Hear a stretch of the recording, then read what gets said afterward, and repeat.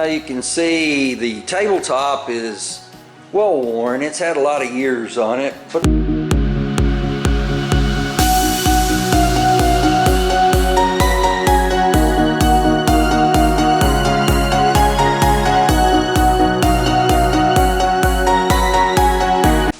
for this application, I got some Rust-Oleum, rusty metal primer, and I got the brush on kind. I think I can put it on there thicker than I can with the spray can.